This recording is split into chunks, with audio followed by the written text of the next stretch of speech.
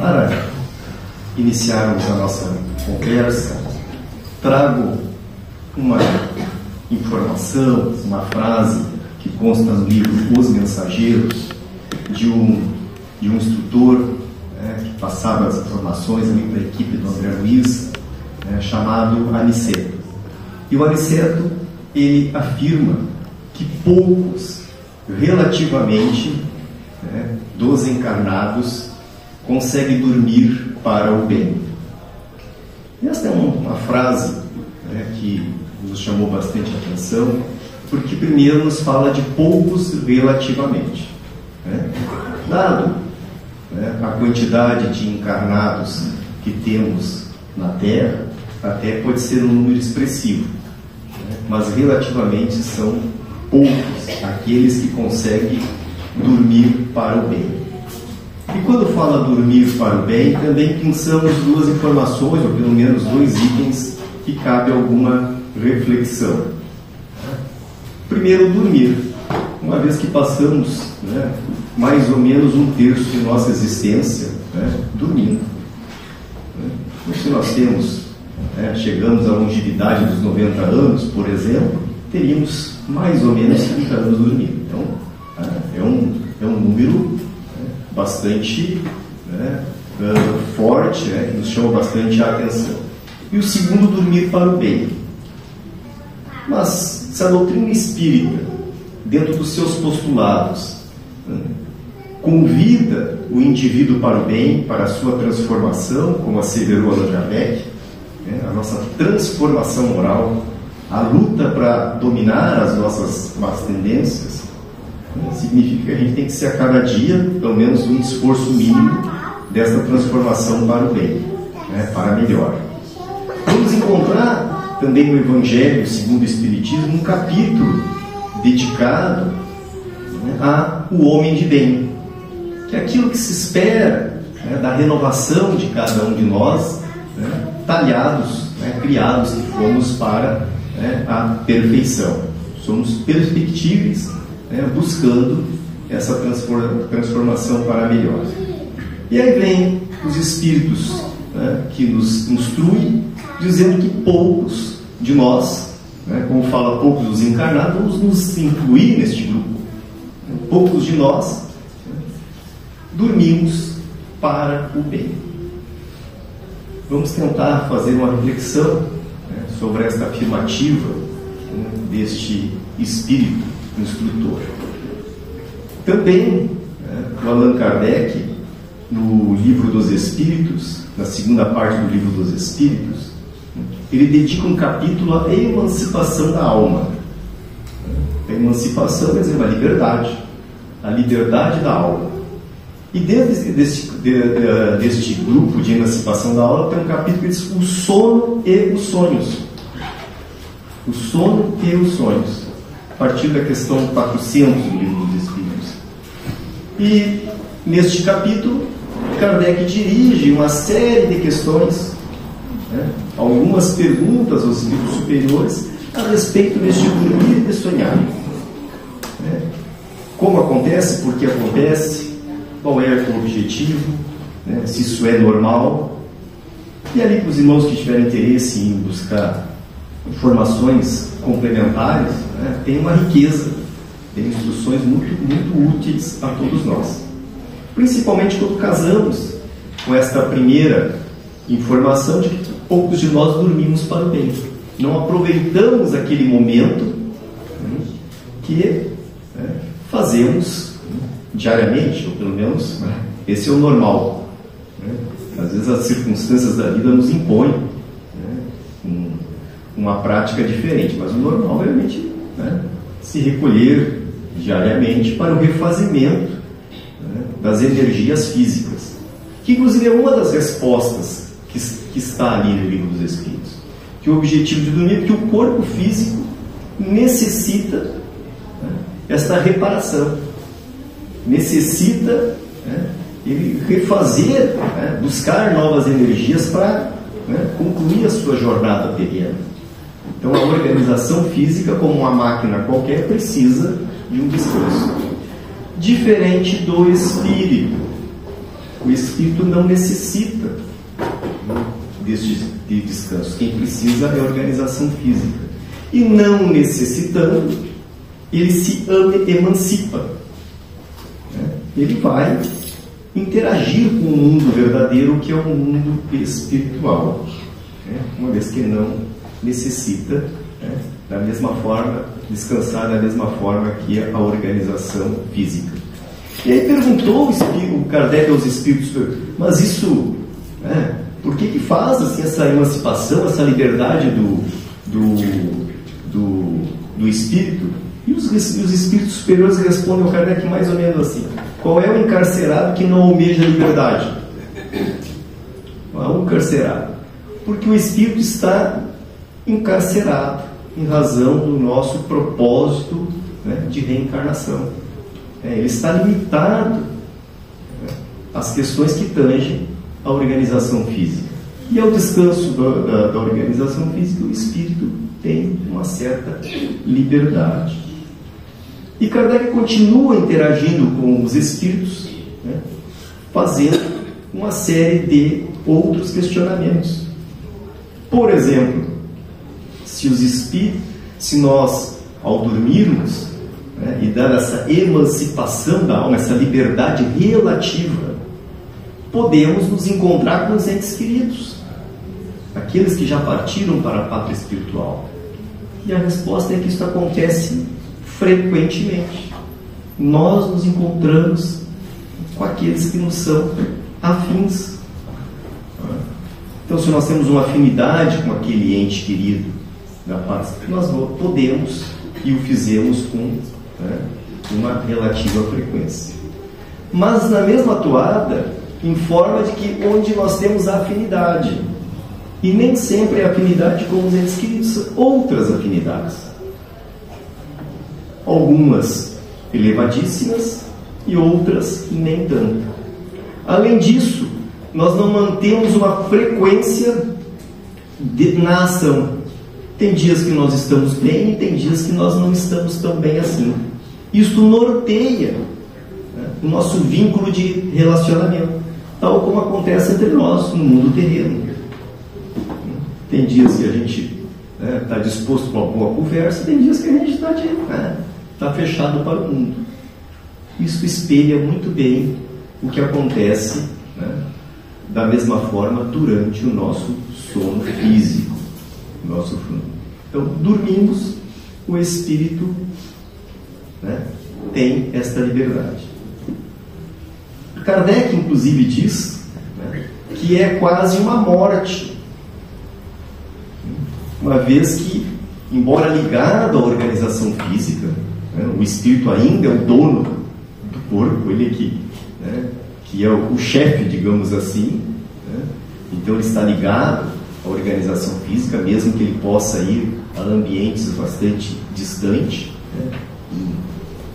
imediatamente a gente não consegue medir esta velocidade, não nos é de conhecimento, nós digamos que é a velocidade do pensamento, ele toma conta ali da carcaça que está descansando. Então, se alguma coisa acontece de sobressalto, esteja onde estiver, ele automaticamente assume o controle, porque ele vai despertar com o ser inteligente que é o espírito. Até porque, se não fosse assim, a organização física é só uma organização física, não passa disso. Pois bem, diz então que estes espíritos, conforme a condição psíquica, os interesses, as vibrações, ele vai para aqui ou para colar. Preocupações que nos prendem no dia a dia, aflições, às vezes não fazem com que a gente não vá muito longe, não saia do ambiente do quarto. Fica preocupado com o corpo. O espírito, por exemplo, não podemos atribuir qualquer imagem a um sonho, que o espírito esteve aqui, esteve lá, interagiu com esse ou com aquele. Às vezes é só reflexo de um dissabor orgânico. Se alimentou indevidamente, teve uma indisposição, o espírito está transitando nas proximidades, está ali Tá junto. Em outros momentos, pode ir a planos distintos, elevados ou não. E aí, meus irmãos, que nós vamos encontrar na maravilhosa doutrina espírita informações riquíssimas, variadas, que não saberemos nem enumerar as quantidades de relatos dessa interação com o mundo espiritual. Inclusive, se a gente for buscar lá na Bíblia, ela é permeada de informações daqueles profetas que sonharam, que tiveram aquela inspiração. Já vamos encontrar por lá. Mesmo aquele que não professa uma crença de uma forma lógica, de uma forma raciocinada, ou até não tem crença alguma, ele vai dizer que sonhou, fica intrigado com o seu sonho, que é o reflexo desse desprendimento do espírito. É só o reflexo. Eu, assistindo outro tempo, um palestrante falando sobre o sono, e ele diz assim, por exemplo, aquele que é ateu, o agnóstico, ele é ateu, não acredita em nada, é matéria, acabou, morreu, acabou. Quando ele sonha, por que ele não sonha com vazio? Ele teria que sonhar com nada, não acredita em nada. Como é que o espírito, ser inteligente, vai interagir com alguma coisa, se é tudo matéria? Como é que ele vai atribuir isso? Mesmo que este sonho tenha informações ricas, informações que possam ser apreciadas. E aí recordo-me do livro Há 2000 Anos, do Emmanuel, do Divaldo, em que o Públio Lentulus, o senador romano, que é o próprio Emmanuel, ele tem um sonho. E ele chama um amigo para interpretar o sonho. Sonhei com um avô, não sei o quê. Só que os romanos, o que eles acreditavam? Aqueles deuses variados, romanos. Mas ele ficou intrigado com as informações que traziam lá de um outro senador antigo que era o avô dele. Então vejam que mesmo aqueles que têm crenças diversas, o sono cria este fato intrigante. A gente não consegue, mas qual é o sentido, qual é a lógica?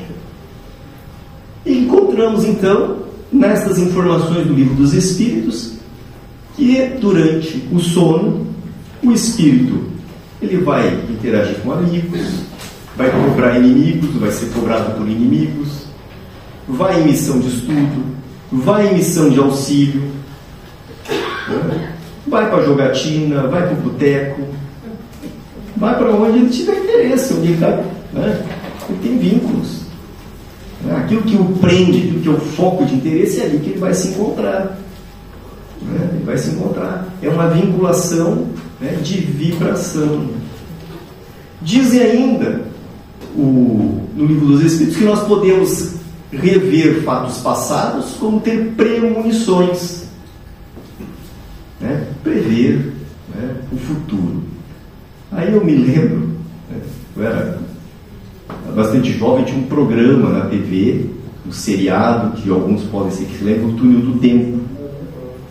Se alguém lembra, que o sujeito entrava num túnel lá, era tipo um seriado de ficção. Entrava no túnel, o túnel girava e ele ia parar em um ponto histórico, já vivido, a personagem interagindo com fatos lá do passado. Por incrível que pareça, do ponto de vista do espírito, a gente pode entrar nesse túnel do tempo. Voltamos a uma situação pregressa e vamos interagir naquelas como se tivéssemos vivido ou como efetivamente vivemos. Inclusive, para aqueles que fazem parte aqui do nosso grupo de estudo, vão lembrar, recentemente estudamos casos desses, em que o espírito volta anos em que ele tinha outra vivência e lá ele se identifica, inclusive muda o perispírito, porque ele está psicologicamente ligado àqueles fatos do passado e ele começa a se transformar. Porque encontramos também nos postulados da doutrina espírita que o perispírito, que molda o espírito, a vestimenta do espírito, ele é fluídico, semimaterial, plástico, plasmável, ou seja, ele se transforma. Se transforma. E aquela ascendência, né, psíquica faz com que o espírito se transforme para aquela vivência. E lá ele tem o nome agora de A, lá ele vai se apresentar como B, né, porque é a vivência dele. Ou seja, um túnel do tempo. Né, ele volta no tempo. Pelo menos para, né, colocar, né, esta vivência de forma que ele possa aprender, às vezes para cobrar. Né? Então tem múltiplas utilidades. Em muitos casos, inclusive, é organizado por espíritos nobres essa regressão, né, para o próprio avanço, assim como há terapias, né, que fazem esse tipo de processo. Né? Espiritualmente isso vai além, né, do ventre materno. Há casos da premonição. Mas então o espírito pode prever, né, relativamente fatos que já estão definidos no plano espiritual. Ele pode sim prever. É a premonição, que alguns indivíduos têm essa característica. Também já dentro da literatura do André Luiz, ele fala de auxílio a espíritos que estavam prestes a desencarnar. Já estava definido que eles estavam prestes a desencarnar, e aí uma equipe veio auxiliá-los nesse desenlace, né, que era nos próximos dias, próximas horas, né? Alguns demoraram até alguns dias, algumas semanas, né? Ou seja, do ponto de vista, né, de que eles iriam desencarnar, eles já tinham cumprido com o projeto reencarnacionista, já estava definido. Se alguém sonha, né, não é que vai definir o futuro já estava definido, ele só teve uma informação privilegiada. Inclusive, quando falo desse tema, eu lembro de uma outra casa que tínhamos um grupo de estudo, e tinha uma senhora que disse assim: eu não posso sonhar que alguém vai morrer. Eu fico nervosa, porque quando sonho que alguém vai morrer, né, a pessoa morre. Eu disse: olha, não é por tu ter sonhado que a pessoa vai morrer. Isso não está na tua gestão. Não vai pensar que tem poderes divinos. Só tem uma capacidade, né, de ter essa informação. Não sei qual é a utilidade, não consigo, né, ter essa avaliação da necessidade, mas só, né, teve a informação. Não é que, né, se tu não tivesse sonhado, tal fato não aconteceria. É só um exemplo. São aquelas coisas já definidas porque os indivíduos já está programado do ponto de vista do espiritual, ou em outros casos porque os seres, nós aqui, né, já tomamos a decisão, só não colocamos em prática. Então, o homem decide fazer uma guerra, já decide: eu vou guerrear. Alguém diz: olha, vai começar uma guerra daqui a 2 dias, como nós vamos encontrar lá no nosso lar, no André Luiz, que antes de iniciar a Segunda Guerra, as colônias já estavam preparadas, porque sabiam que nós iríamos à guerra. O ambiente das decisões, daqueles que teriam a decisão de levar a este intento, já estava tomado. Eles já sabiam. Adivinharam o futuro? Não. Eles simplesmente mapearam as nossas mentes. Aqueles espíritos nobres de lá, elevados, né, sabiam que nós, né, tínhamos. Quando eu digo nós, o ser humano, né, não foi eu, meu irmão, não foi, né, nós, os seres humanos, ou seja, aqueles que tinham as lideranças de então. Alguém poderia ter essa premonição, como lá nas colônias espirituais, eles já estavam preparados, organizando o ambiente, inclusive para recepcionar aqueles que estavam por desencarnar, em decorrência da guerra. Então, meus irmãos, este momento em que nós descansamos a organização física, estão, né, informando estes espíritos bondosos de que é importantíssimo nós nos prepararmos. É importantíssimo nós aprendermos, né, a viver isto, né, que acontece em nossas vidas diariamente. Diariamente. Ao ponto de dizer que nós não conseguimos dormir bem, nós não nos preparamos. Inclusive levando para o leito de descanso preocupações. Ao fato de um dos personagens estudados, que ele tinha preocupações tão descabidas, levando para, né, o seu momento de descanso, que ele estava tendo lá, estava infartando. foi socorrido, só ele que está criando esse problema. Ele traz para cá problemas que ele não precisa trazer. Ele estava se envenenando pelos seus pensamentos, mas não sabe descansar, não sabe dormir. Então, ou seja, por isso que o Aniceto diz que poucos dormem para o bem.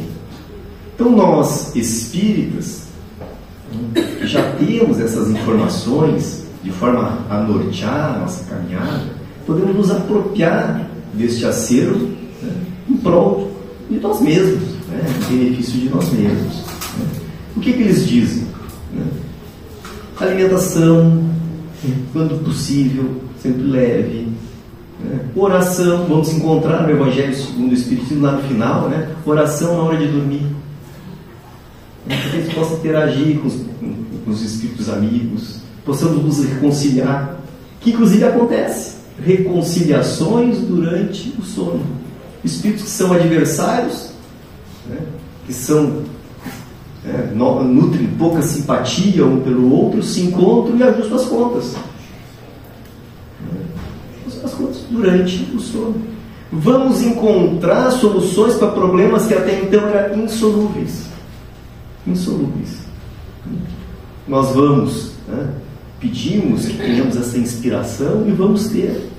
Né? Então há relatos diversos de muitos compositores que diz que acordam de madrugada inspirado para fazer as suas composições. Né? Indivíduos que são os literatos, né, acordam inspirados a concluir a sua obra. Há estudos científicos pelo mundo, né, e que são levados, né, no ambiente universitário, são uma série de questionamentos, de questões. Né? Cálculos, e oferecem e levam aqueles indivíduos a dormir. Quando eles acordam, eles têm um índice de resolutividade muito maior que os outros. Alguém fala, mas estão mais descansados. Até pode ser. Também pode ser verdade. Ele vai descansar, descansa sua mente. Por outro lado, é o espírito que tem essa liberdade e vai buscar a fonte, digamos assim, que possa lhe auxiliar nesta solução.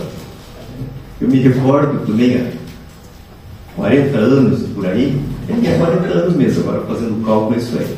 Trabalhava num lugar e que tinha um chefe pedindo muito serviço urgente. Ainda comentei com a minha esposa há poucos dias. Tinha serviço urgente. Tem que ir urgente, tem que ser para olhar. Fazia, como se diz no ditado popular, né, das tripas corações, para chegar no fim do dia e entregava o trabalho para ele.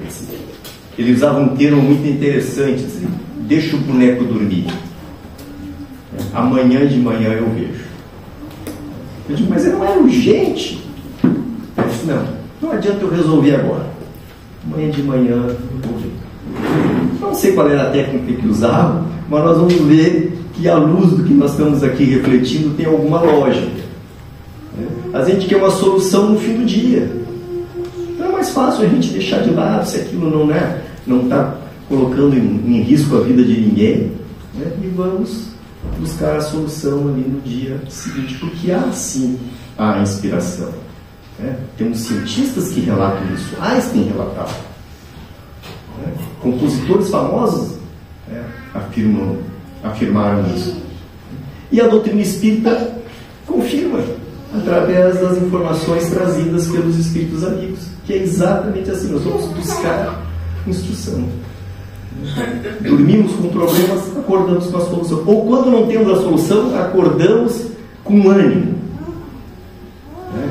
com ganas, vamos dizer assim, de buscar resolver aquele problema. Outros fatos dizem respeito a dar assim, um freio, colocar um limite dos nossos sentimentos equivocados. E hoje peço desculpas, irmãos, não vou citar mais uma vez o André Luiz. Em um dos casos em que uma moça, ela estava falando com a vovozinha desencarnada, que era um ambiente, inclusive, que acolhia espíritos encarnados para o tratamento. E a maioria dos tratamentos é o tratamento da própria alma. Aqueles rancores, sentimento de vingança, o ódio, todos, aquelas coisas, os destrambilhos nossos. E lá estava a avó falar para ela, dizendo que ela não desse valor à intriga, que ela não odiasse, e etc, etc, etc. E aí ela disse: olha, isso aqui, se tu não ouvir essas coisas, isso é que nem uma víbora, que vai se transformar numa cobra de vidro, vai se quebrar ao cair e vai se transformar num perfume, numa flor perfumada. Então, uma linguagem simbólica, não dá valor, as intrigas que estão falando, não odeia, que isso não der ouvido, vai ser nem uma cobra que é de brinquedo, ou seja, não vai introjetar ali o veneno. Uma cobra. E aí perguntaram: ela vai lembrar do outro dia? Não, ela não vai lembrar, mas ela vai estar mais inspirada, ela vai estar com ânimo, não vai ter mais aquele sentimento de revolta. E realmente, no outro dia ela acordou, eu tive um sonho estranho, sonhei com a vovó, estava num ambiente que tinha várias pessoas que eu não conheço, tinha uma cobra, que se transformou numa cobra de vidro, e quando eu a toquei com as mãos, ela se quebrou e se transformou numa flor perfumada. Uma coisa absurda. Ela mudou tudo ali. Que, na verdade, a vovó tinha feito uma linguagem simbólica para ela do que seria o rancor. Se ela, ou seja, é o rancor, as intrigas, a maldade, a maledicência. Então, de ouvido, não vai acontecer nada. Mas ela sentiu o importante disso, que era se sentir animada, esquecer aquelas ideias, esquecer a mágoa daqueles que estavam dirigindo palavras desalentosas. Outros relatos seguem nesse sentido diverso. O sujeito que vai lá pegar no pescoço do adversário, o adversário quer pegar no pescoço dele. Isso acontece diariamente, conforme as nossas intenções. Em outro fato, relata um grupo de espiritualistas, melhor dizendo, entre eles espíritas, que se reuniam para estudos, assim como ao estudo entre encarnados. Esses encarnados que, por momento do sono, iriam. E aí perguntaram se eles iam lembrar. Não, eles não lembravam desse sentimento, esse ânimo. E aí falam que a mente humana, o nosso cérebro, não está preparada para essas duas vidas, a vida corporal e a vida espiritual. Não está preparado. O nosso cérebro não está preparado. Exceções há, é óbvio. Outros fatos é que, se nós lembrássemos, nós iríamos para a ociosidade, só agiríamos no capricho dos outros, ou conforme as informações que os outros nos trouxessem.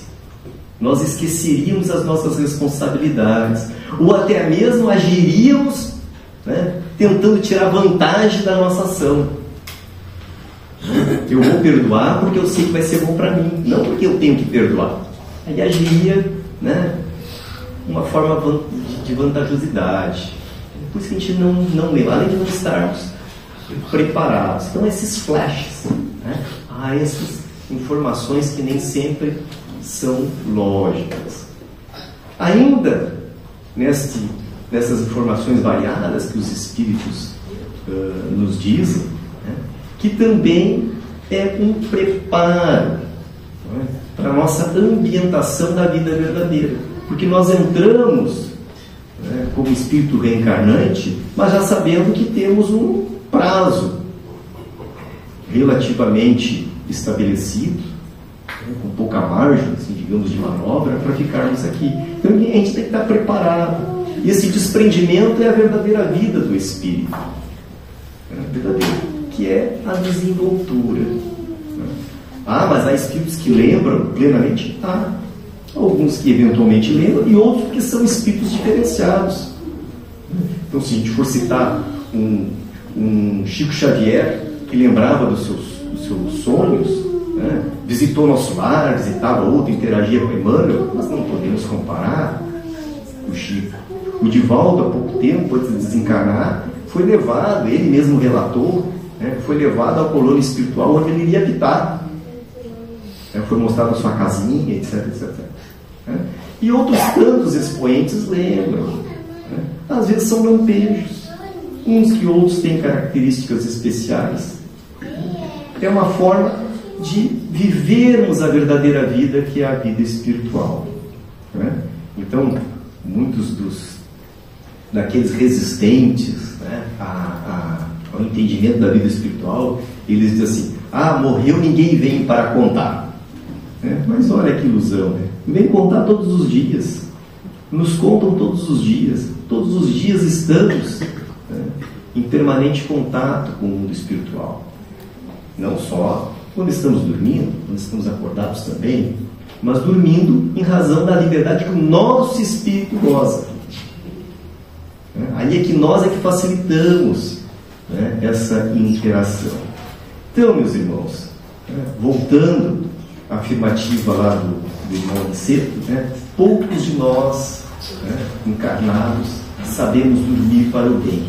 Então, que a gente possamos aprender a dormir para o bem, possamos relaxar, não levar de sabores para o nosso leito de descanso, alimentação sempre possível, não muito pesada, oração, porque esse momento é um quase morte. Baixa a nossa temperatura corporal, pressão sanguínea, todos os nossos sinais vitais eles ficam com menos ímpeto, não tem outra palavra para usar, não sei qual o termo correto, mas, ou seja, nós ficamos numa condição mais favorável a esse desprendimento do espírito. Não é o desencargo, porque o espírito está vinculado à organização física, mas dá essa liberdade, essa emancipação que o Allan Kardec menciona. Que a gente possa usar essa emancipação no nosso próprio benefício. Ver aquele familiar querido, aquele amigo, aprender em ambientes de estudo, auxiliar, muitos vão para auxiliar, por incrível que pareça. Vamos ser colaboradores da obra divina. Vamos tratar as doenças da nossa alma.